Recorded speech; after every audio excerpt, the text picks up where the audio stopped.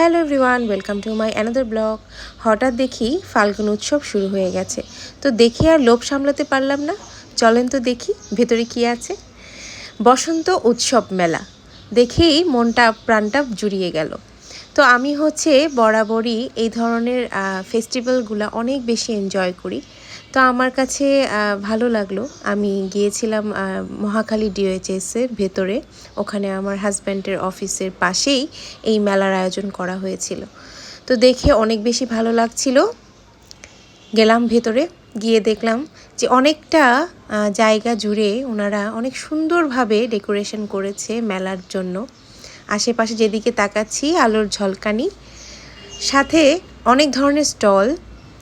দেখে মনটা অনেক বেশি ভালো লাগছিল। বাইরে একটা ঠান্ডা ঠান্ডা কুয়াশা কুয়াশা ভাব, সব কিছু মিলিয়ে এনভায়রনমেন্টটা আমার জাস্ট মনে ধরে গেছে।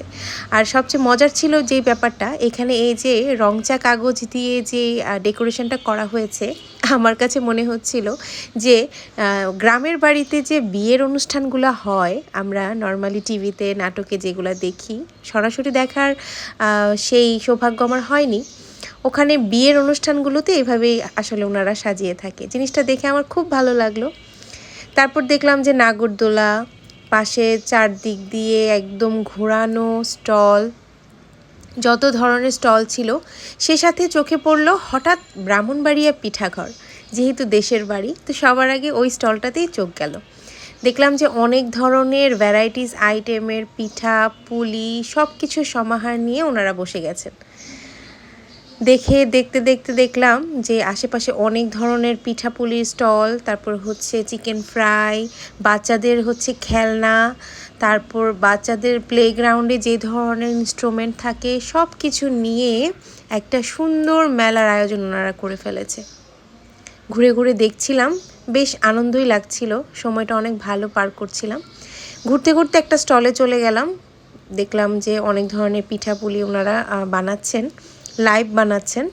তো ওখান থেকে আমার অনেক দিনের শখ ছিল, মানে অনেক দিন যাবতই খাই না একটা পিঠা, যে পিঠাটা চালের গুঁড়ো দিয়ে বানানো হয়, সেটা সাজ পিঠা মেবি। তো এটা অনেক দিন দেখেছি, আমার খাওয়া হয়নি, অনেক আগে একবার খেয়েছিলাম। তো এই মেলাতে পিঠাটা দেখে আমি আর লোভ সামলাতে পারলাম না, নিয়ে নিলাম। পিঠাটা বেশ ভালোই ছিল খেতে, কিন্তু মেলা অনুযায়ী প্রাইসটা একটু বেশি লেগেছে আমার কাছে। যাই হোক, ব্যাপার না, শখটা তো সবার আগে। তো খেয়ে নিলাম। একদম প্রথম ভাবছিলাম যে খেতেই পারবো না এত বড় পিঠা, কিন্তু এত টেস্টি ছিল যে পুরোটাই আমি খেয়ে ফেলেছি।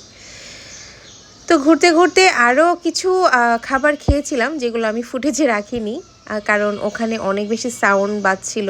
আর আমার কাছে সর্বোপরি দেখতে খুব ভালো লাগছিল, তাই এভাবেই দেখে নিলাম।